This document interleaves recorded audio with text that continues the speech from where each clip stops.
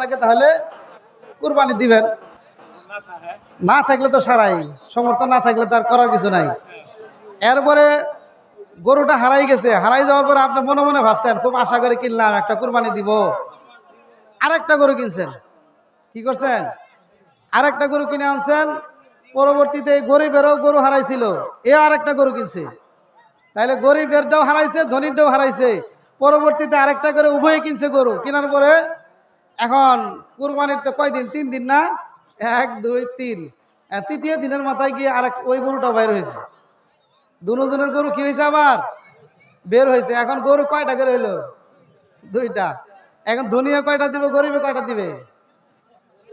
যে ধনী আছে, যদি ওই কুরবানির দিনই বের হয়, আজকেই যদি গরু বের হয় বিকালে, তাহলে এই ধনী ব্যক্তি যদি আরেকটা গরু কিনে ফেলে, তখন তার মাসআলা হলো সে দুইটার মধ্যে যেটাকে ভালো মনে করবে সেটা কুরবানি দিবে, ধনী ব্যক্তি।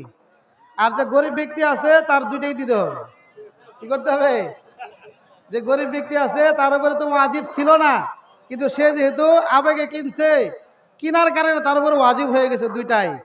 যদি একটা আগের ডাও বের হয়, পরের ডাও আছে, তাহলে উভয়টাই কি করতে হবে? কুরবানি করতে হবে।